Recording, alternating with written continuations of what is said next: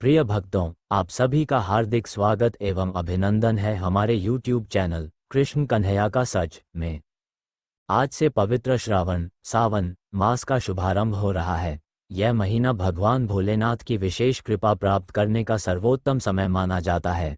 ऐसी मान्यता है कि जो श्रद्धा, भक्ति और विश्वास के साथ सावन मास में शिव पुराण का श्रवण करता है, उसके जीवन के पापों का क्षय होता है, मनोकामनाएं पूर्ण होती हैं और भगवान शिव की असीम कृपा प्राप्त होती है। आइए हम सब अपने मन, वचन और कर्म को पवित्र करते हुए भगवान शिव और माता पार्वती का स्मरण करें। ओम नमः शिवाय, हर हर महादेव। अब हाथ जोड़कर भगवान शिव से प्रार्थना करें।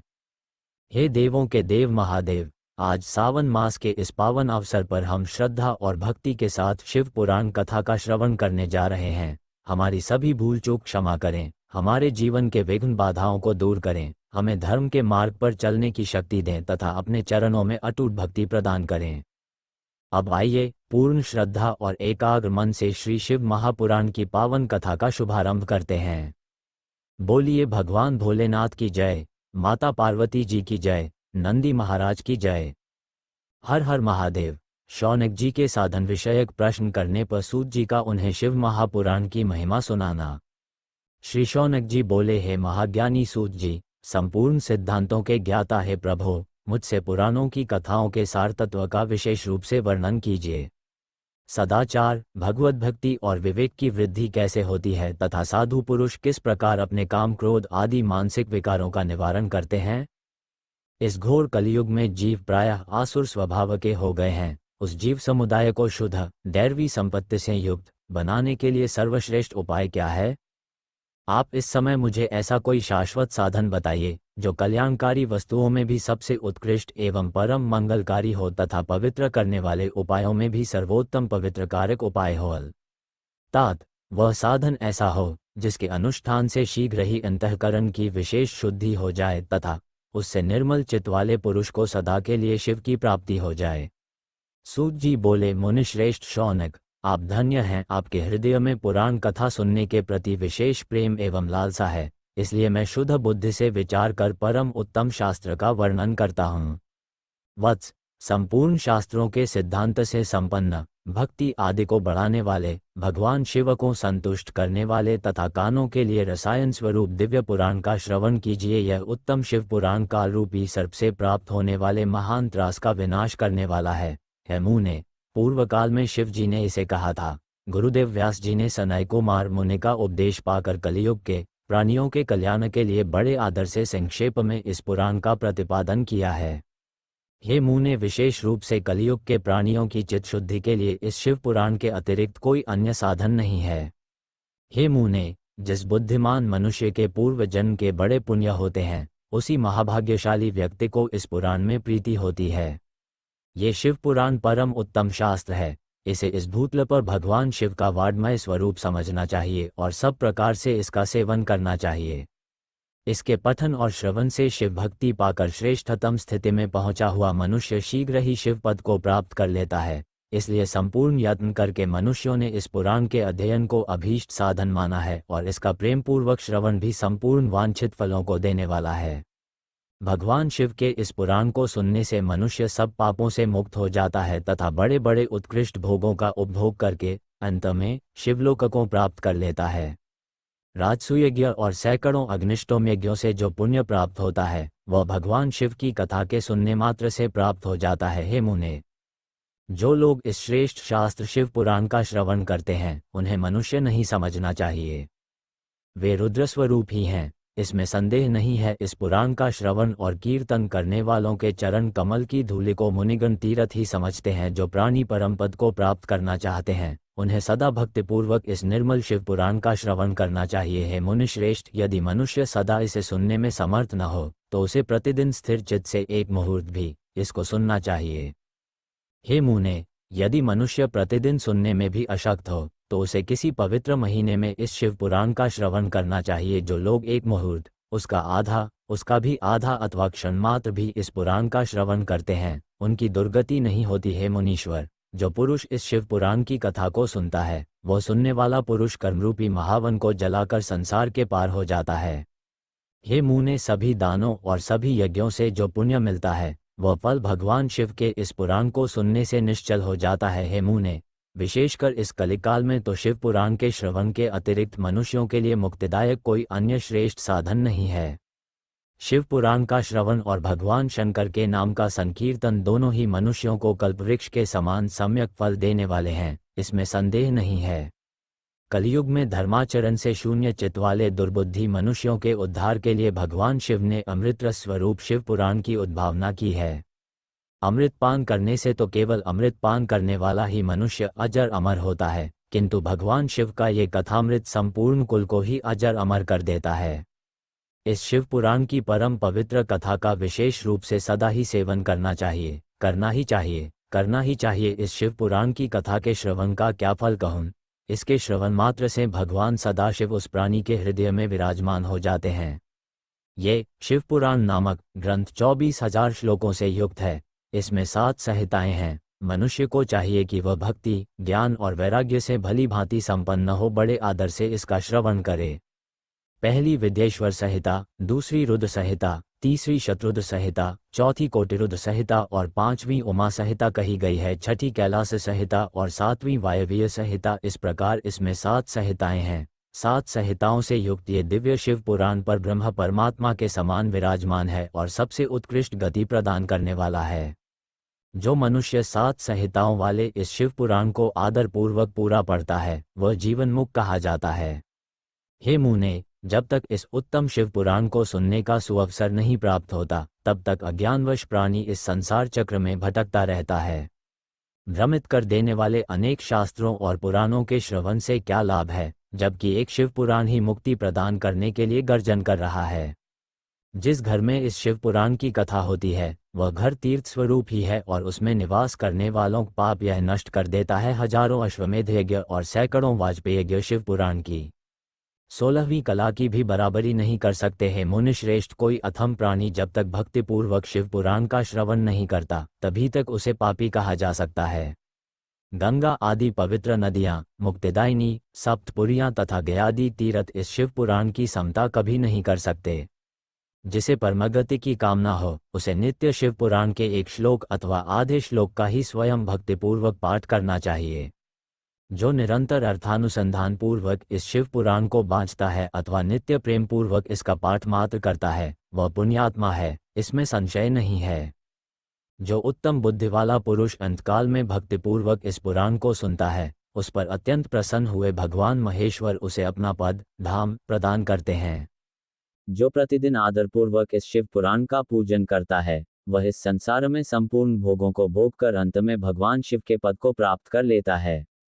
45 जो प्रतिदिन आलस्यरहित हो रेशमी वस्त्र आदि के वेष्टन से इस शिव पुराण का सत्कार करता है वह सदा सुखी होता है। ये शिव पुराण निर्मल तथा शैवों का सर्वस्व है।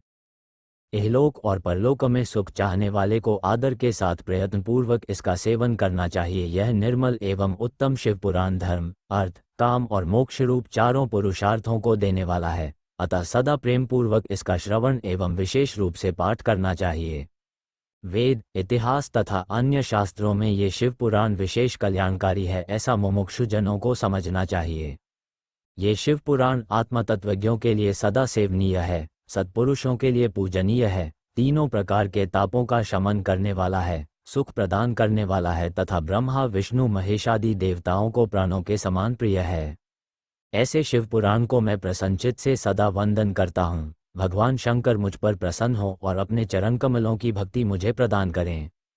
शिव पुराण के श्रवण से देवराज को शिवलोक की प्राप्ति। शौनक जी बोले, हे महाभाग सूत जी, आप धन्य हैं, परमार्थ तत्व के ज्ञाता हैं। आपने कृपा करके हम लोगों को ये बड़ी अद्भुत एवं दिव्य कथा सुनाई है। हमने ये पापनाशिनी, मन को पवित्र करने वाली और भगवान शिव को प्रसन्न करने वाली अद्भुत कथा सुनी। भूतल पर इस कथा के समान कल्याण का सर्वश्रेष्ठ साधन दूसरा कोई नहीं है। ये बात हमने आज आपकी कृपा से निश्चयपूर्वक समझ ली है। सूत जी, कलयुग में इस कथा के द्वारा कौन कौन से पापी शुद्ध होते हैं, उन्हें कृपापूर्वक बताइए और इसको कृतार्थ कीजिए। सूत जी बोले, हे मुने, जो मनुष्य पापी, दुराचारी, खल तथा काम क्रोध आदि में निरंतर डूबे रहने वाले हैं वे भी इस पुराण से अवश्य शुद्ध हो जाते हैं। ये कथा वास्तव में उत्तम ज्ञान यज्ञ है। जो सदा सांसारिक भोग और मोक्ष को देने वाला है, सभी पापों को नष्ट करने वाला है और भगवान शिव को प्रसन्न करने वाला है। जो अत्यंत लालची, सत्यविहीन, अपने माता पिता से द्वेष करने वाले, पाखंडी तथा हिंसक वृत्ति के हैं, वे भी इस ज्ञानयज्ञ से शुद्ध हो जाते हैं। अपने वर्णाश्रम धर्म का पालन न करने वाले और ईर्ष्याग्रस्त लोग भी कलिकाल में इस ज्ञानयज्ञ के द्वारा पवित्र हो जाते हैं। जो लोग छल कपट करने वाले, क्रूर स्वभाव वाले और अत्यंत निर्दयी हैं, कलयुग में वे भी इस ज्ञानयज्ञ से शुद्ध हो जाते हैं। ब्राह्मण के धन से पलने वाले तथा निरंतर व्यभिचार परायण जो लोग हैं, वे भी इस ज्ञानयज्ञ से इस कलिकाल में भी पवित्र हो जाते हैं। जो मनुष्य सदा पाप कर्मों में लिप्त रहते हैं, शठ हैं और अत्यंत दूषित विचार वाले हैं, वे कलयुग में भी इस ज्ञानयज्ञ से निर्मल हो जाते हैं। दुश्चरित्र, दुर्बुद्धि, उद्विग्न चित्त वाले और देवताओं के द्रव्य का उपभोग करने वाले पापी जन भी कलिकाल में भी इस ज्ञानयज्ञ से पवित्र हो जाते हैं। इस पुराण के श्रवण का पुण्य बड़े बड़े पापों को नष्ट करता है, सांसारिक भोग तथा मोक्ष प्रदान करता है और भगवान शंकर को प्रसन्न करता है। इस संबंध में मुनिगण इस प्राचीन इतिहास का उदाहरण दिया करते हैं, जिसके श्रवण मात्र से पापों का पूर्णतया नाश हो जाता है। पहले की बात है कि रातनगर में एक ब्राह्मण रहता था, जो अज्ञानी, दरिद्र, रस बेचने वाला तथा वैदिक धर्म से विमुख था। वह स्नान, संध्या आदि कर्मों से भ्रष्ट हो गया था और वैश्यवृत्ति में तत्पर रहता था। उसका नाम था देवराज। वह अपने ऊपर विश्वास करने वाले लोगों को ठगा करता था। उसने ब्राह्मणों, क्षत्रियों, वैश्यों, शूद्रों तथा दूसरों को भी अनेक बहानों से मारकर उनका धन हड़प लिया था। बाद में उसने अधर्म से बहुत सारा धन अर्जित कर लिया, परंतु उस पापी का थोड़ा सा भी धन कभी धर्म के काम में नहीं लगा। एक दिन वह ब्राह्मण एक तालाब पर नहाने गया। वहां शोभावती नाम की एक वेश्या को देखकर वह अत्यंत मोहित हो गया। वह सुंदरी भी उस धनी ब्राह्मण को अपने वशीभूत हुआ जानकर प्रसन्न हुई। आपस में वार्तालाप से उनमें प्रीति उत्पन्न हो गई। उस ब्राह्मण ने उस वेश्या को पत्नी बनाना तथा उस वेश्या ने उसे पति बनाना स्वीकार कर लिया। इस प्रकार कामवश होकर वे दोनों बहुत समय तक विहार करते रहे। बैठने, सोने, खाने पीने तथा क्रीड़ा में ये दोनों निरंतर पति पत्नी की तरह व्यवहार करने लगे। अपने माता पिता तथा पत्नी के बार बार रोकने पर भी पाप कृत्य में संलग्न वह ब्राह्मण उनकी बात नहीं मानता था। एक दिन रात्रि में उस दुष्ट ने ईर्ष्यावश अपने सोए हुए माता पिता और पत्नी को मार डाला और उनका सारा धन हर लिया। वेश्या में आसक्त चित्त वाले उस कामी ने अपना और पिता आदि का सारा धन उस वेश्या को दे दिया। वह पापी अभक्ष्य भक्षण तथा मद्यपान करने लगा और वह नीच ब्राह्मण उस वेश्या के साथ एक ही पात्र में सदा जूठा भोजन करने लगा। एक दिन घूमता घामता वह दैवयोग से प्रतिष्ठानपुर, सी प्रयाग में जा पहुंचा। वहां उसने एक शिवालय देखा, जहां बहुत से साधु महात्मा एकत्र हुए थे। देवराज उस शिवालय में ठहर गया और वहां उस ब्राह्मण को ज्वर आ गया। उस ज्वर से उसको बड़ी पीड़ा होने लगी। वहां एक ब्राह्मण देवता शिव पुराण की कथा सुना रहे थे। ज्वर में पड़ा हुआ देवराज ब्राह्मण के मुखारविंद से निकली हुई उस शिव कथा को निरंतर सुनता रहा। 1 मास के बाद वह ज्वर से अत्यंत पीड़ित होकर चल बसा। यमराज के दूत आए और उसे पाशों से बांधकर बलपूर्वक यमपुरी में ले गए। इतने में ही शिवलोक भगवान शिव के पार्षदगण आ गए। उनके गौर अंग कर्पूर के समान उज्ज्वल थे, हाथ त्रिशूल से सुशोभित हो रहे थे। उनके संपूर्ण अंग भस्म से उद्भासित थे और स्त्राक्ष को मालाएं उनके शरीर की शोभा बढ़ा रही थीं। वे सब के सब क्रोध करते हुए यमपुरी में गए और यमराज के दूतों को मार पीट कर, बारंबार धमकाकर उन्होंने देवराज को उनके चंगुल से छुड़ा लिया और अत्यंत अद्भुत विमान पर बिठाकर जब वे शिवदूत कैलाश जाने को उद्यत हुए, उस समय यमपुरी में बड़ा भारी कोलाहल मच गया। उस कोलाहल को सुनकर धर्मराज अपने भवन से बाहर आए। साक्षात दूसरे रुद्रों के समान प्रतीत होने वाले उन चारों दूतों को देखकर धर्मज्ञ धर्मराज ने उनका विधिपूर्वक पूजन किया। यम ने ज्ञान दृष्टि से देखकर सारा वृतांत जान लिया। उन्होंने भय के कारण भगवान शिव के उन महात्मा दूतों से कोई बात नहीं पूछी। यमराज से पूजित तथा प्रार्थित होकर वे शिवदूत कैलाश को चले गए और उन्होंने उस ब्राह्मण को दयासागर साम शिव को दे दिया। शिव पुराण को ये परम पवित्र कथा धन्य है, जिसके सुनने से पापी जन भी मुक्ति के योग्य बन जाते हैं। भगवान सदाशिव के परमधाम को वेदज्ञ सभी लोकों में सर्वश्रेष्ठ बताते हैं। ब्राह्मण, क्षत्रिय, वैश्य, शूद्र तथा अन्य प्राणी, यहाँ तक कि जिस पापी ने धन के लोभ से अनेक लोगों की हत्या की तथा अपने माता पिता और पत्नी को भी मार डाला, वह वेश्यागामी शराबी ब्राह्मण देवराज भी इस कथा के प्रभाव से भगवान शिव के परमधाम को प्राप्त कर तत्क्षण मुक्त हो गया। चंचुला का पाप से भय एवं संसार से वैराग्य। शौनक जी बोले, हे महाभाग सूत जी, आप सर्वज्ञ हैं। हे महामते, आपके कृपा प्रसाद से मैं 4 बार कृतार्थ हुआ। इस इतिहास को सुनकर मेरा मन अत्यंत आनंद में निमग्न हो रहा है। अतः अब भगवान शिव प्रेम बढ़ाने वाली शिव संबंधिनी दूसरी कथा को भी कहिए।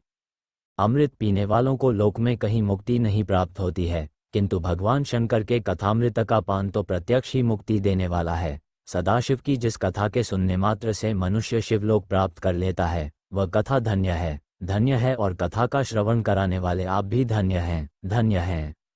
सूत जी बोले, हे शौनक सुनिए, मैं आपके सामने गोपनीय कथा वस्तु का भी वर्णन करूंगा, क्योंकि आप शिव भक्तों में अग्रगण्य तथा वेदवेताओं में श्रेष्ठ हैं।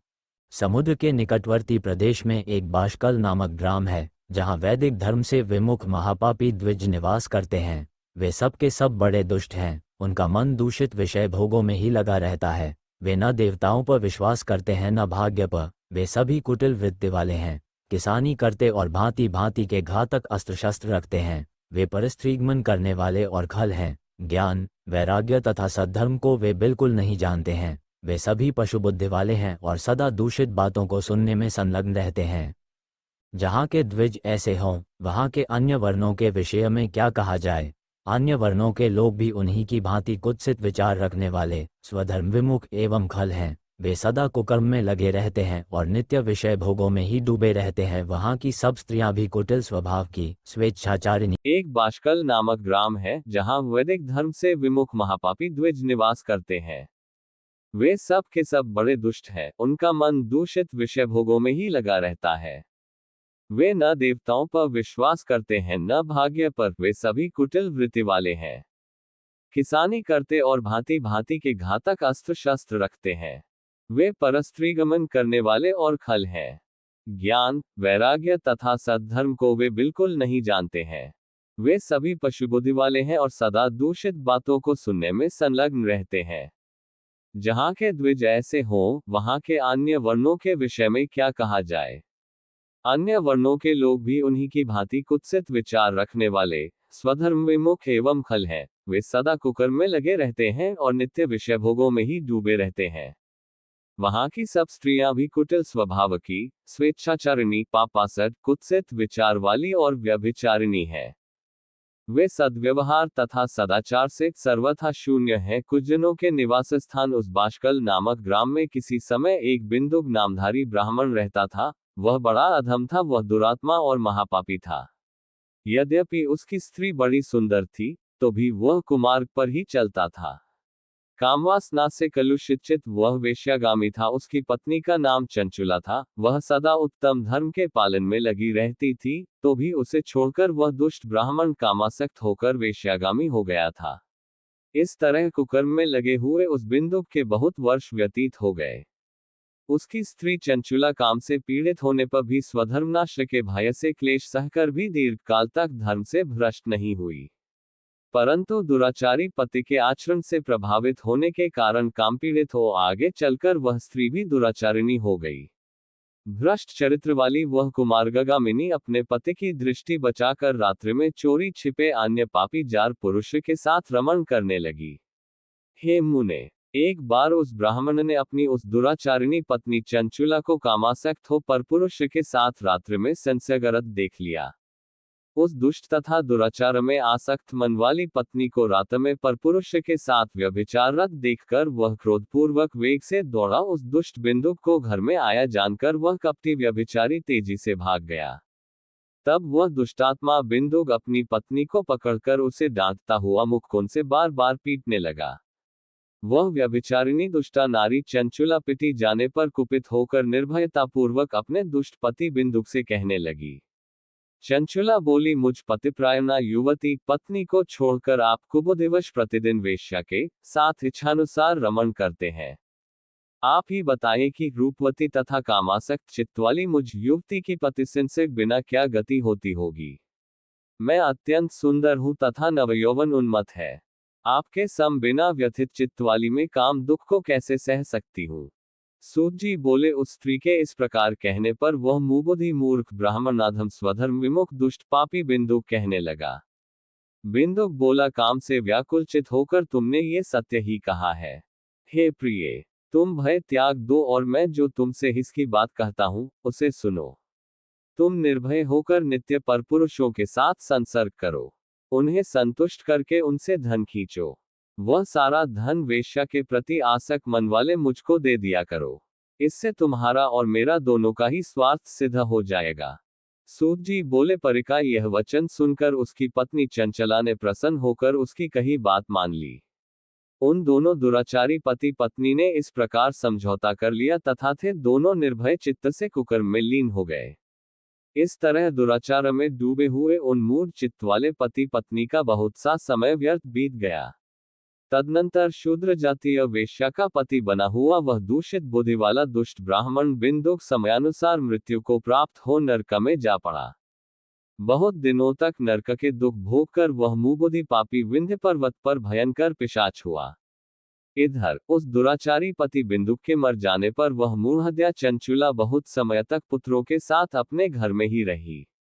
इस प्रकार प्रेम पूर्वक कामासक्त होकर जारों के साथ विहार करती हुई उस चंचुला नामक स्त्री का कुछ यौवन समय के साथ ढलने लगा। एक दिन देवयोग से किसी पुण्य पर्व के आने पर वह स्त्री भाई बंधुओं के साथ गोकर्ण क्षेत्र में गई। तीर्थयात्रियों के संग से उसने भी उस समय जाकर किसी तीर्थ के जल में स्नान किया। फिर वह साधारणतया मेला देखने की दृष्टि से बंधुजनों के साथ यत्र तत्र घूमने लगी। घूमती घामती किसी देव मंदिर में उसने एक दैवज्ञ ब्राह्मण के मुख से भगवान शिव की परम पवित्र एवं मंगलकारिणी उत्तम पौराणिक कथा सुनी। कथावाचक ब्राह्मण कह रहे थे कि जो स्त्रियां परपुरुषों के साथ व्यभिचार करती हैं, वे मरने के बाद जब यमलोक में जाती हैं, तब यमराज के दूत उनकी योनि में तपे हुए लोहे का परिघ डालते हैं। पौराणिक ब्राह्मण के मुख से यह वैराग्य बढ़ाने वाली कथा सुनकर चंचुला भय से व्याकुल हो वहां कांपने लगी। जब कथा समाप्त हुई और लोग वहां से बाहर चले गए, तब वह भयभीत नारी एकांत में शिव पुराण की कथा बांचने वाले उन ब्राह्मण से कहने लगी। चंचुला ने कहा, ब्राह्मण, मैं अपने धर्म को नहीं जानती थी, इसलिए मेरे द्वारा बड़ा दुराचार हुआ है। स्वामिन, इसे सुनकर मेरे ऊपर अनुपम कृपा आप मेरा उद्धार कीजिए। हे प्रभो, मैंने मुबुद्धि के कारण घोर पाप किया है। मैंने कामांध होकर अपनी संपूर्ण युवावस्था व्यभिचार में बिताई है। आज वैराग्य रस से ओतप्रोत आपके इस प्रवचन को सुनकर मुझे बड़ा भय लग रहा है। मैं कांप उठी हूं और मुझे इस संसार से वैराग्य हो गया है। मुझ मूढ़ चित्त वाली पापिनी को धिक्कार है। मैं सर्वथा निंदा के योग्य हूं। मैं कुत्सित विषयों में फंसी हुई हूं और अपने धर्म से विमुख हो गई हूं। थोड़े से सुख के लिए अपने हित का नाश करने वाले तथा भयंकर कष्ट देने वाले घोर पाप मैंने अनजाने में ही कर डाले। हाय, न जाने किस किस घोर कष्टदायक दुर्गति में मुझे पड़ना पड़ेगा और वहां कौन बुद्धिमान पुरुष कुमार्ग में मन लगाने वाली मुझ पापिनी का साथ देगा। मृत्यु काल में उन भयंकर यमदूतों को मैं कैसे देखूंगी। जब वे बलपूर्वक मेरे गले में फंदे डालकर मुझे बांचेंगे, तब मैं कैसे धीरज धारण कर सकूंगी।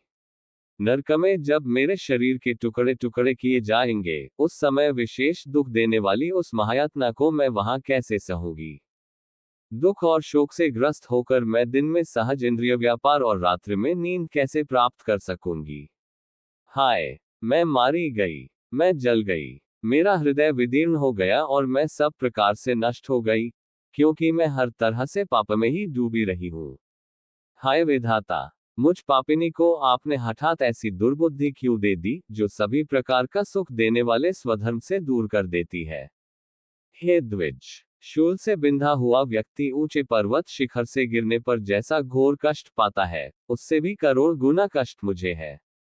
सैकड़ों अश्वमेध यज्ञ करके अथवा सैकड़ों वर्षों तक गंगा स्नान करने पर भी मेरे घोर पापों की शुद्धि संभव नहीं दिखती। मैं क्या करूं, कहां जाऊं और किसका आश्रय लूं। मुझ नरकागामिनी की इस संसार में कौन रक्षा करेगा। हे ब्राह्मण, आप ही मेरे गुरु हैं, आप ही माता और आप ही पिता हैं। आपकी शरण में आई हुई मुझ दीन अबला का उद्धार कीजिए, उद्धार कीजिए। सूत जी बोले, हे शौनक, इस प्रकार खेद और वैराग्य से युक्त हुई चंचुला उस ब्राह्मण के चरणों में गिर पड़ी। तब उन बुद्धिमान ब्राह्मण ने कृपापूर्वक उसे उठाकर इस प्रकार कहा। ब्राह्मण बोले, सौभाग्य की बात है कि भगवान शंकर की कृपा से शिव पुराण की इस वैराग्ययुक्त तथा श्रेष्ठ कथा को सुनकर तुम्हें समय पर चेत हो गया है। हे ब्राह्मण पत्नी, तुम डरो मत, भगवान शिव की शरण में जाओ। शिव की कृपा से सारा पाप तत्काल नष्ट हो जाता है। मैं तुमसे भगवान शिव की कीर्ति कथा से युक्त उस परम वस्तु का वर्णन करूंगा, जिससे तुम्हें सदा सुख देने वाली उत्तम गति प्राप्त होगी। शिव की उत्तम कथा सुनने से ही तुम्हारी बुद्धि इस तरह पश्चाताप से युक्त एवं शुद्ध हो गई है। साथ ही तुम्हारे मन में विषयों के प्रति वैराग्य हो गया है। पश्चाताप ही पाप करने वाले पापियों के लिए सबसे बड़ा प्रायश्चित है। सत्पुरुषों ने सबके लिए पश्चाताप को ही समस्त पापों का शोधक बताया है। पश्चाताप से ही पापों की शुद्धि होती है। जो पश्चाताप करता है वही वास्तव में पाप का प्रायश्चित करता है, क्योंकि सत्पुरुषों ने समस्त पापों की शुद्धि के लिए जैसे प्रायश्चित का उपदेश किया है, वह सब पश्चाताप से संपन्न हो जाता है।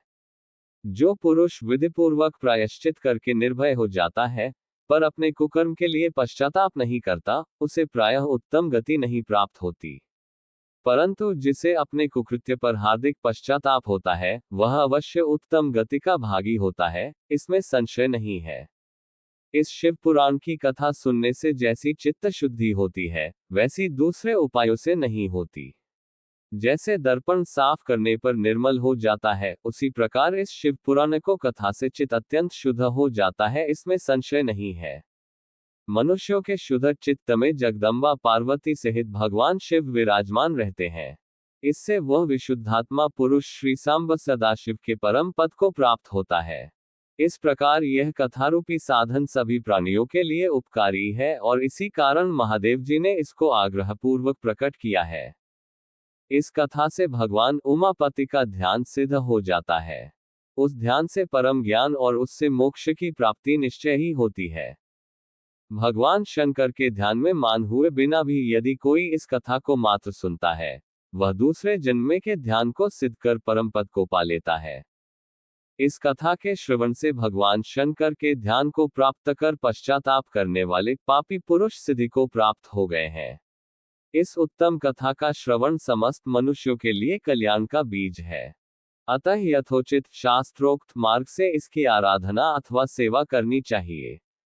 ये कथा श्रवण भव बंधन रूपी रोग का नाश करने वाला है। भगवान शिव की कथा को सुनकर फिर अपने हृदय में उसका मनन एवं निधिध्यासन करने से पूर्णतया चित्त शुद्धि हो जाती है।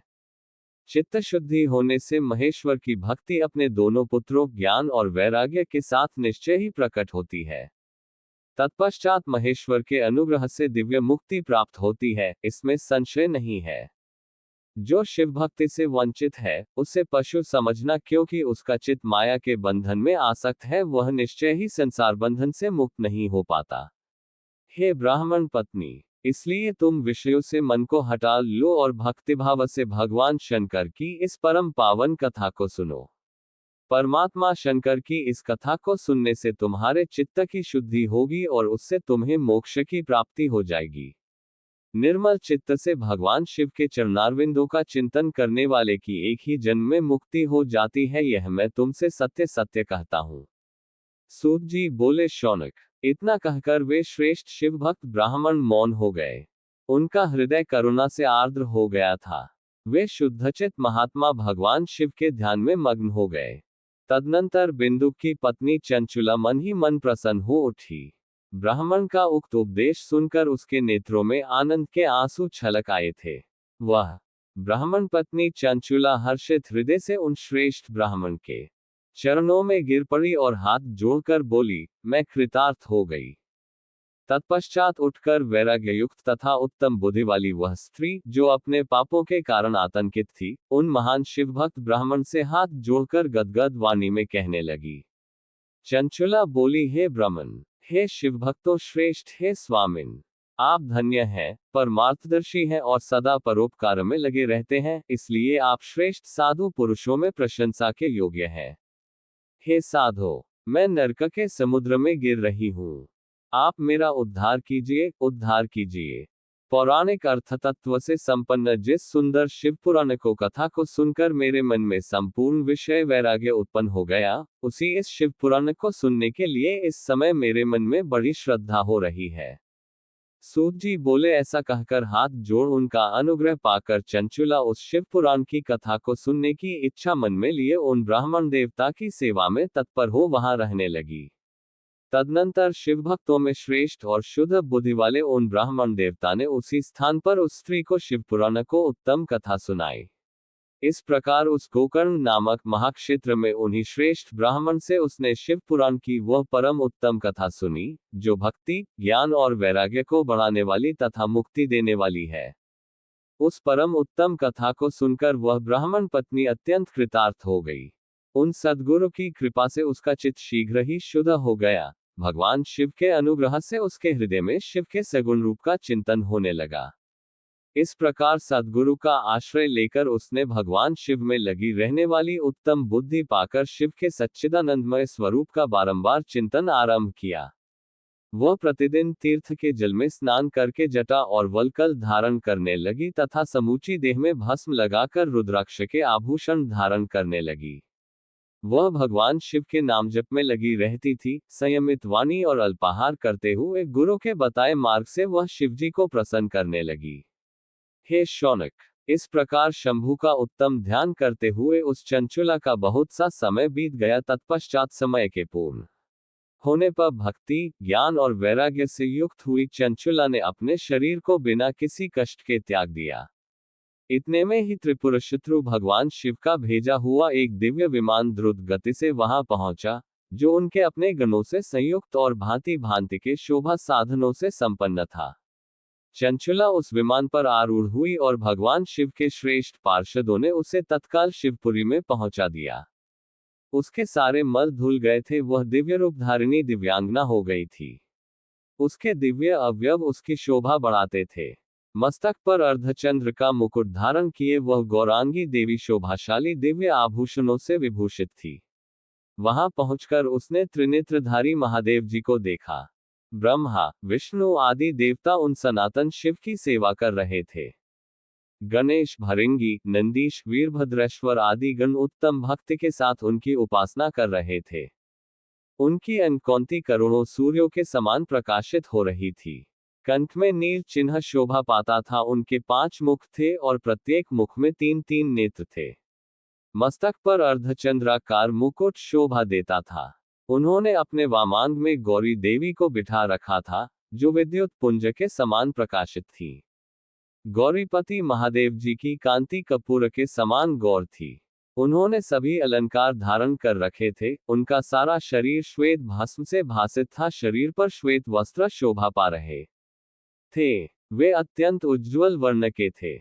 इस प्रकार परम उज्ज्वल भगवान शंकर का दर्शन करके वह ब्राह्मण पत्नी चंचुला बहुत प्रसन्न हुई। अत्यंत प्रीतियुक्त होकर उसने बड़ी उतावली के साथ को बारंबार प्रणाम किया। फिर हाथ जोड़कर वह बड़े प्रेम, आनंद और संतोष से युक्त हो विनीत भाव से खड़ी हो गई। उसके नेत्रों से आनंदाश्रुओं की अविरल धारा बहने लगी तथा संपूर्ण शरीर में रोमांच हो गया।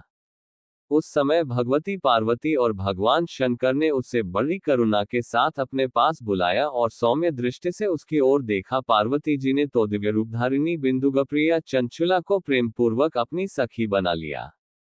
वह उस परमानंद घन ज्योति स्वरूप सनातन धाम में अविचल निवास पाकर दिव्य सौख्य से संपन्न हो अक्षय सुख का अनुभव करने लगी। शिव पुराण की चंचल और ब्राह्मण की कथा समाप्त होती है। शौनक जी बोले, हे महाप्राज्ञ, हे व्यास शिष्य, हे सूत जी, आपको नमस्कार है। आप धन्य हैं और शिव भक्तों में श्रेष्ठ हैं। आपके महान गुण वर्णन करने योग्य हैं। अब आप कल्याणमय शिव पुराण के श्रवण की विधि बतलाइए, जिससे सभी श्रोताओं को संपूर्ण उत्तम फल की प्राप्ति हो सके।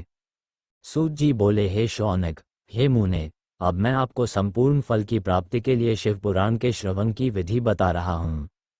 सर्वप्रथम किसी ज्योतिषी को बुलाकर दान मान से संतुष्ट करके अपने सहयोगी लोगों के साथ बैठकर बिना किसी विघ्न बाधा के कथा की समाप्ति होने के उद्देश्य से शुद्ध मुहूर्त का अनुसंधान कराए।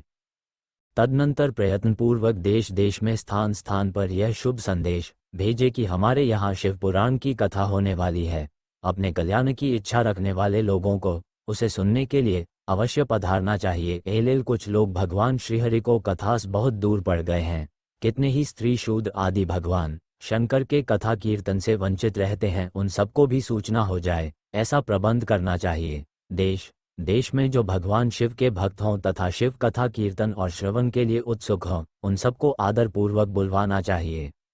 उन्हें कहलाना चाहिए कि यहाँ सत्पुरुषों को आनंद देने वाला समाज तथा अति अद्भुत उत्सव होगा, जिसमें शिव पुराण का पारायण होगा। श्री शिव पुराण की रसमयी कथा का श्रवण करने हेतु आप लोग प्रेम पूर्वक शीघ्र पधारने की कृपा करें। यदि समय का अभाव हो तो प्रेम पूर्वक एक दिन के लिए भी आइए। आपको निश्चय ही आना चाहिए, क्योंकि इस कथा में क्षण भर के लिए बैठने का सौभाग्य भी दुर्लभ है। इस प्रकार विनय और प्रसन्नता पूर्वक श्रोताओं को निमंत्रण देना चाहिए और आए हुए लोगों का सब प्रकार से आदर सत्कार करना चाहिए। शिव मंदिर में, तीर्थ में, वन प्रांत में अथवा घर में शिव पुराण की कथा सुनने के लिए उत्तम स्थान का निर्माण करना चाहिए। कथा भूमि को लीप कर शोधन करना चाहिए तथा धातु आदि से उस स्थान को सुशोभित करना चाहिए। महोत्सव के साथ साथ वहां अद्भुत तथा सुंदर व्यवस्था कर लेनी चाहिए। कथा के लिए अनुपयोगी धर के सास सामान को हटाकर घर के किसी एकांत कोने में सुरक्षित रख देना चाहिए। केले के खंभों से सुशोभित एक ऊंचा कथा मंडप तैयार कराए, उसे सब ओर फल पुष्प आदि से तथा सुंदर दोवे से अलंकृत करे और चारों ओर ध्वजा पताका लगाकर तरह तरह के सामानों से सजाकर सुंदर शोभा संपन्न बना दे। भगवान शिव के प्रति सब प्रकार से उत्तम भक्ति करनी चाहिए, क्योंकि वही सब तरह से आनंद का विधान करने वाली है। परमात्मा भगवान शंकर के लिए दिव्य आसन का निर्माण करना चाहिए तथा कथावाचक के लिए भी एक ऐसा दिव्य आसन बनाना चाहिए जो उनके लिए सुखद हो सके। हेमू ने नियम पूर्वक कथा सुनने वाले श्रोताओं के लिए भी यथायोग्य सुंदर स्थानों की व्यवस्था करनी चाहिए। अन्य लोगों के लिए भी सामान्य रूप से स्थान बनाने चाहिए। हे शौनक जी, विवाहोत्सव में जैसी उल्लापूर्ण मनस्थिति होती है, वैसी ही इस कमोत्सव में रखनी चाहिए। सब प्रकार की दूसरी लौकिक चिंताओं को भूल जाना चाहिए। वक्ता उत्तर दिशा की ओर मुख करे तथा श्रोतागण पूर्व दिशा की ओर मुख करके पालथी लगाकर बैठें। इस विषय में भी कोई विरोध नहीं है कि पूज्य पूजक के बीच पूर्व दिशा रहे अथवा वक्ता के सम्मुख श्रोताओं का मुख रहे, ऐसा कहा गया है। पौराणिक वक्ता व्यासासन पर जब तक विराजमान रहें, तब तक प्रसंग समाप्ति के पूर्व किसी को नमस्कार नहीं करना चाहिए। पुराण का विद्वान वक्ता चाहे बालक, युवा, वृद्ध, दरिद्र अथवा दुर्बल जैसा भी हो, पुण्य चाहने वालों के लिए सदा वंदनीय और पूज्य होता है। जिसके मुख से निकली हुई वाणी देहधारियों के लिए कामधेनु के समान अभीष्ट फल देने वाली होती है, उस पुराणवेटर वक्ता के प्रति तुच्छ बुद्धि कभी नहीं करनी चाहिए। संसार में जन्म तथा गुणों के कारण बहुत से गुरु होते हैं, परंतु उन सब में पुराणों का ज्ञाता विद्वान ही परम गुरु माना गया है। करोड़ों योनियों में जन्म ले लेकर दुख भोगते हुए प्राणियों को जो मुक्ति प्रदान करता है, उस पुराण वक्ता से बड़ा दूसरा कौन गुरु हो सकता है। पुराणवेता पवित्र, दक्ष, शांत, ईर्ष्या पर विजय पाने वाला, साधु और दयालु होना चाहिए।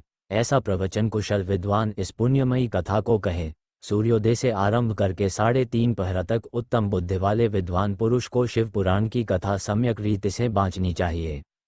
जो धूर्त, दुराचारी तथा दूसरे से विवाद करने वाले और प्रपंची लोग हैं, उन कुटिल वृत्ति वाले लोगों के सामने ये कथा नहीं कहनी चाहिए। दुष्टों से भरे तथा डाकुओं से घिरे प्रदेश में और धूर्त व्यक्ति के पर में इस पवित्र कथा को नहीं कहना चाहिए।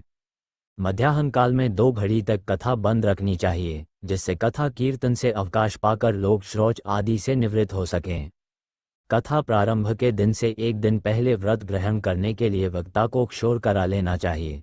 जिन दिनों कथा हो रही हो, उन दिनों प्रयत्नपूर्वक प्रातः काल का सारा नित्य कर्म संक्षेप से ही कर लेना चाहिए। वक्ता के पास उसकी सहायता के लिए एक दूसरा वैसा ही विद्वान स्थापित करना चाहिए, जो सब प्रकार के संशयों को निवृत्त करने में समर्थ और लोगों को समझाने में कुशल हो। कथा में आने वाले विघ्नों की निवृत्ति के लिए गणेश जी का पूजन करे। कथा के स्वामी भगवान शिव की तथा विशेषतः शिव पुराण ग्रंथ को भक्तिभाव से पूजा करे। तत्पश्चात उत्तम बुद्धि वाला श्रोता विधि पूर्वक तन मन से शुद्ध एवं प्रसन्नचित हो आदर पूर्वक शिव पुराण की कथा सुने।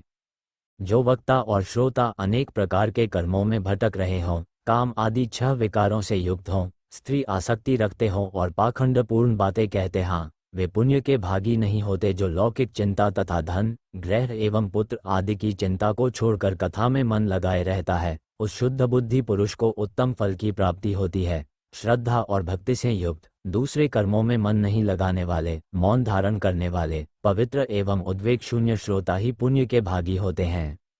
जो नराधम भक्ति रहित होकर इस पुण्यमयी कथा को सुनते हैं, उन्हें श्रवण का कोई फल नहीं होता और वे जन्म जन्मांतर में क्लेश भोगते ही रहते हैं। यथाशक्ति उपचारों से इस पुराण की पूजा किए बिना जो मुझिन इस कथा को सुनते हैं, वे अपवित्र और दरिद्र होते हैं। कथा कहे जाते समय बीच में ही जो लोग उठकर अन्यत्र चले जाते हैं, संपत्तियां नष्ट हो जाती हैं। जो पुरुष सिर पर पगड़ी आदि धारण करके इस कथा का श्रवण करते हैं, उनके पापी और कुलकलन की पुत्र उत्पन्न होते हैं। जो पुरुष पान चबाते हुए इस कथा को सुनते हैं, उन्हें नरक में यमदूत उनकी ही विष्ठा खिलाते हैं। जो लोग ऊंचे आसन पर बैठकर इस कथा का श्रवण करते हैं, वे समस्त नरकों को भोग कर काकयोनि में जन्म लेते हैं। जो लोग वीरासन आदि से बैठकर इस शुभ कथा को सुनते हैं, वे अनेकों नरकों को भोग कर विषवृक्ष का जन्म पाते हैं। कथा सुनाने वाले पौराणिक को अच्छी प्रकार प्रणाम किए बिना जो लोग कथा सुनते हैं, वे सभी नरकों को भोग कर अर्जुन वृक्ष बनते हैं। रोगयुक्त न होने पर भी जो लोग लेटकर यह कथा सुनते हैं, वे सभी नरकों को भोग कर अंत में अजगर आदि योनियों में जन्म लेते हैं। वक्ता के समान ऊंचाई वाले आसन पर बैठकर जो इस कथा का श्रवण करते हैं, उन नारकीय लोगों को गुरुशैया पर शयन करने जैसा पाप लगता है। जो इस पवित्र कथा तथा वक्ता को निंदा करते हैं, वे 100 जन्मों तक दुख भोग कर कुत्ते का जन्म पाते हैं। कथा होते समय बीच में जो गंदी बातें बोलते हैं, वे घोर नरक भोगने के बाद गधे का जन्म पाते हैं। जो कभी भी इस परम पवित्र कथा का श्रवण नहीं करते, वे घोर नरक भोगने के पश्चात जंगली सुअर का जन्म लेते हैं। जो दुष्ट कथा के बीच में विघ्न डालते हैं, वे करोड़ों वर्षों तक नरकयातनाओं को भोग कर गांव के सुअर का जन्म पाते हैं। इसका विचार करके शुद्ध और प्रेमपूर्ण चित्त से बुद्धिमान श्रोता को वक्ता के प्रति भक्तिभाव रखकर कथा श्रवण का प्रयत्न करना चाहिए। सबसे पहले कथा के विघ्नों का नाश करने हेतु गणेश जी की पूजा करनी चाहिए। अपने नित्य कर्म को संक्षेप में संपन्न करके प्रायश्चित करना चाहिए। नवग्रह और सर्वतभद्र देवताओं का पूजन करके शिव पूजा की बताई गई विधि से शिव पुराण की पुस्तक का अर्चन करना चाहिए। एलिल पपे बड़े ऊ की मात्रा जन कपे ए की मात्रा अंत में विनम्र होकर बड़ी भक्ति के साथ दोनों हाथ जोड़कर साक्षात शिव स्वरूपिणी पुस्तक की इस प्रकार स्तुति करनी चाहिए। श्री शिव पुराण के रूप में आप प्रत्यक्ष सदाशिव हैं। हमने कथा सुनने के लिए आपको अंगीकार किया है। आप हम पर प्रसन्न हो। मेरा जो मनोवांछित हो, उसे आप कृपापूर्वक संपन्न करें। मेरा ये कथा श्रवण निर्विघ्न रूप से सुसंपन्न हो। कर्मरूपी ग्रह से ग्रस्त शरीर वाले मुझ दीन का आप संसार सागर से उद्धार कीजिए। हे शंकर, मैं आपका दास हूँ। प्रकार साक्षात शिव स्वरूप शिव पुराण की दीनतापूर्वक स्तुति करके वक्ता की पूजा आरंभ करनी चाहिए। शिव पूजा की बताई गई विधि से पुष्प, वस्त्र, अलंकार, धूप दीपादि से वक्ता की पूजा करे। तदनंतर शुद्ध चित्त से उनके सामने नियम ग्रहण करे और कथा समाप्ति पर्यंत यथाशक्ति उसका इस प्रयत्नपूर्वक पालन करे। तत्पश्चात कथावाचक व्यास की प्रार्थना करे। हे व्यास जी के समान ज्ञानी श्रेष्ठ, शिव शास्त्र के मर्मज्ञ ब्राह्मण देवता, आप इस कथा के प्रकाश से मेरे अज्ञानांधकार को दूर करें। भक्तिपूर्वक 5 अथवा 1 ब्राह्मण का वरण करे और उनके द्वारा शिव पंचाक्षर मंत्र नमः शिवाय का जप कराए। है मुने, इस प्रकार मैंने भक्त श्रोताओं द्वारा भक्तिपूर्वक कथा श्रवण की उत्तम विधि आपको बता दी। अब आप और क्या सुनना चाहते हैं? श्रोताओं के पालन करने योग्य नियमों का वर्णन शौनक जी बोले। हे शिव भक्तों में श्रेष्ठ महाबुद्धिमान सूत जी, आप धन्य हैं जो कि आपने यह अद्भुत एवं कल्याणकारिणी कथा हमें सुनाई। हे मुने, शिव पुराण की कथा सुनने के लिए व्रत धारण करने वाले लोगों को किन नियमों का पालन करना चाहिए, ये भी कृपापूर्वक सबके कल्याण की दृष्टि से बताइए। सूत जी बोले। हे शौनक, अब शिव पुराण सुनने का व्रत लेने वाले पुरुषों के लिए जो नियम हैं, उन्हें भक्तिपूर्वक सुनिए। नियम पूर्वक इस श्रेष्ठ कथा को सुनने से बिना किसी विघ्न बाधा के उत्तम फल की प्राप्ति होती है। दीक्षा से रहित लोगों का कथा श्रवण में अधिकार नहीं है, अतः मुने कथा सुनने की इच्छा वाले सब लोगों को पहले व्रत से दीक्षा ग्रहण करनी चाहिए। कथावृत्ति को ब्रह्मचर्य से रहना, भूमि पर सोना, पत्तल में खाना और प्रतिदिन कथा समाप्त होने पर ही अन्न ग्रहण करना चाहिए। जिसमें शक्ति हो वह पुराण की समाप्ति तक उपवास करके शुद्धतापूर्वक भक्तिभाव से उत्तम शिव पुराण को सुने। घृत अथवा दुग्ध पीकर सुखपूर्वक कथा श्रवण करे अथवा फलाहार करके अथवा एक ही समय भोजन करके इसे सुनना चाहिए। इस कथा का व्रत लेने वाले पुरुष को प्रतिदिन एक ही बार हविष्यान भोजन करना चाहिए। जिस प्रकार से कथा श्रवण का नियम सुखपूर्वक पालित हो सके वैसे ही करना चाहिए। कथा श्रवण में विघ्न उत्पन्न करने वाले उपवास की तुलना में तो मैं कथा श्रवण में शक्ति प्रदान करने वाले भोजन को ही अच्छा समझता हूँ। गरिष्ठ अन्न, दाल, जला अन्न, सेम, मसूर, भावदूषित तथा बासी अन्न को खाकर कथाव्रती पुरुष कभी कथा को न सुने। कथाव्रती को बैंगन, तरबूज, चिचिंडा, मूली, कोहड़ा, प्याज, नारियल का मूल तथा अन्य कंदमूल का त्याग करना चाहिए। जिसने कथा का व्रत ले रखा हो वह पुरुष प्याज, लहसुन, हींग, गाजर, मादक वस्तु तथा आमिष कही जाने वाली वस्तुओं को त्याग दे। कथा का व्रत लेने वाला जो पुरुष हो उसे काम, क्रोध आदि 6 विकारों, ब्राह्मणों की निंदा तथा पतिव्रता और साधु संतों की निंदा का त्याग कर देना चाहिए। कथा श्रवण का व्रत धारण करने वाला व्यक्ति रजस्वला स्त्री को न देखे, पतित मनुष्यों को कथा की बात न सुनाए, ब्राह्मणों से द्वेष रखने वालों और वेद बहिष्कृत मनुष्यों के साथ संभाषण न करे। कति पुरुष प्रतिदिन सत्य, शौच, दया, मौन, सरलता, विनय तथा मन की उदारता इन सद्गुणों को अपनाए रहे। श्रोता निष्काम हो या सकौम वह नियम पूर्वक कथा सुने। सकौम पुरुष अपनी अभीष्ट कामना को प्राप्त करता है और निष्काम पुरुष मोक्ष पा लेता है। दरिद्र, क्षय का रोगी, पापी, भाग्यहीन तथा संतान रहित पुरुष भी इस उत्तम कथा को सुने। काकवंध्या आदि जो 7 प्रकार की दुष्टा स्त्रियों हैं तथा जिस स्त्री का गर्भ गिर जाता हो इन सभी को शिव पुराण की उत्तम कथा सुननी चाहिए। हे मुने, स्त्री हो या पुरुष सबको यत्नपूर्वक विधि विधान से शिव पुराण की उत्तम कथा सुननी चाहिए। इस शिव पुराण के कथा पारायण के दिनों को अत्यंत उत्तम और करोड़ों यज्ञों के समान पवित्र मानना चाहिए। इन श्रेष्ठ दिनों में विधिपूर्वक जो थोड़ी सी भी वस्तु दान की जाती है उसका अक्षय फल मिलता है। इस प्रकार व्रत धारण करके इस परम श्रेष्ठ कथा का श्रवण करके आनंदपूर्वक श्री महापुरुषों को इसका उद्यापन करना चाहिए। इसके उद्यापन की विधि शिव चतुर्दशी के उद्यापन के समान है। अतः यहाँ बताए गए फल की आकांक्षा वाले धनाढ्य लोगों को उसी प्रकार से उद्यापन करना चाहिए। अल्पवित्त वाले भक्तों के लिए प्रायः उद्यापन की आवश्यकता नहीं है, वे तो कथा श्रवण मात्र से पवित्र हो जाते हैं। शिव जी के निष्काम भक्त तो शिव स्वरूप ही होते हैं। हे महर्षि, इस प्रकार शिव पुराण की कथा के पाठ एवं श्रवण संबंधी यज्ञोत्सव की समाप्ति होने पर श्रोताओं को भक्ति एवं प्रयत्नपूर्वक भगवान शिव की पूजा की भांति पुराण पुस्तक की भी पूजा करनी चाहिए। तदनंतर विधिपूर्वक वक्ता का भी पूजन करना चाहिए। पुस्तक को आच्छादित करने के लिए नवीन एवं सुंदर बस्ता बनाए और उसे बांधने के लिए दृढ़ एवं दिव्य सूत्र लगाए। फिर उसका विधिवत पूजन करे। पुराण के लिए जो लोग नया वस्त्र और सूत देते हैं वे जन्म जन्मांतर में भोग और ज्ञान से संपन्न होते हैं।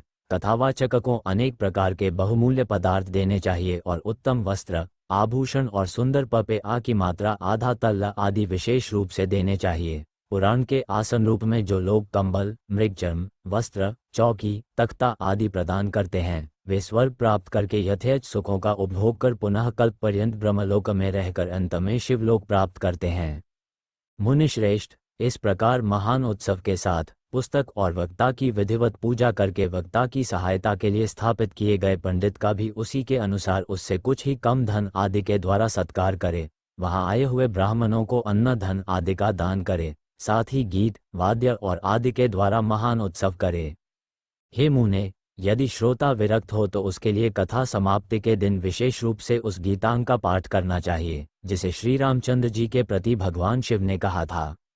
यदि श्रोता गृहस्थ हो तो उसको उस श्रवण कर्म की शांति के लिए शुद्ध हविष्य के द्वारा होम करना चाहिए। हे मुने, रुद्र संहिता प्रत्येक श्लोक द्वारा होम करे अथवा गायत्री मंत्र से होम करना चाहिए, क्योंकि वास्तव में ये पुराण गायत्रीमय ही है। अथवा शिव पंचाक्षर मूल मंत्र से हवन करना उचित है। होम करने की शक्ति न हो तो विद्वान पुरुष यथाशक्ति हवनीय हविष्य का ब्राह्मण को दान करे। न्यूनातिरिक्त तारूप दोषों की शांति के लिए भक्तिपूर्वक शिव सहस्रनाम का पाठ अथवा श्रवण करे। इससे सब कुछ सफल होता है, इसमें संशय नहीं है, क्योंकि तीनों लोकों में उससे बढ़कर कोई वस्तु नहीं है। कथा श्रवण संबंधी व्रत की पूर्णता को सिद्धि के लिए 11 ब्राह्मणों को मधुमिश्रित खीर भोजन कराए और उन्हें दक्षिणा दे। मुने, यदि शक्ति हो तो 3 पल 12 तोला सोने का एक सुंदर सिंहासन बनवाए और उस पर उत्तम अक्षरों में लिखी अथवा लिखाई हुई शिव पुराण की पुस्तक विधिपूर्वक स्थापित करे। तत्पश्चात पुरुष आवाहन आदि विविध उपचारों से उसकी पूजा करके दक्षिणा चढ़ाए। तदनंतर जितेंद्रिय आचार्य का वस्त्र, आभूषण एवं गंध आदि से पूजन करके उत्तम बुद्धि वाला श्रोता भगवान शिव के संतोष के लिए दक्षिणा सहित वह पुस्तक उन्हें समर्पित कर दे। हे शौनक, इस पुराण के उस दान के प्रभाव से भगवान शिव का अनुग्रह पाकर पुरुष भवबंधन से मुक्त हो जाता है। इस तरह विधि विधान का पालन करने पर श्री संपन्न शिव पुराण संपूर्ण फल को देने वाला तथा भोग और मोक्ष का दाता होता है। हे मुने, मैंने आपको शिव पुराण का ये सारा महात्म्य, जो संपूर्ण अभीष्ट को देने वाला है, बता दिया। अब और क्या सुनना चाहते हैं? श्री संपन्न शिव पुराण समस्त पुराणों का तिलक स्वरूप माना गया है। ये भगवान शिव को अत्यंत प्रिय, रमणीय तथा भवरोग का निवारण करने वाला है। जो सदा भगवान विश्वनाथ का ध्यान करते हैं, जिनकी वाणी शिव के गुणों की स्तुति करती है और जिनके दोनों कान उनकी कथा सुनते हैं, इस जीव जगत में उन्हीं का जन्म लेना सफल है। वे निश्चय ही संसार सागर से पार हो जाते हैं। भिन्न भिन्न प्रकार के समस्त गुण जिनके सच्चिदानंदमय स्वरूप का कभी स्पर्श नहीं करते, जो अपनी महिमा से जगत के बाहर और भीतर वाणी एवं मनोवृत्ति रूप में प्रकाशित होते हैं, उन अनंत आनंद घन रूप परम शिव की मैं शरण लेता हूँ।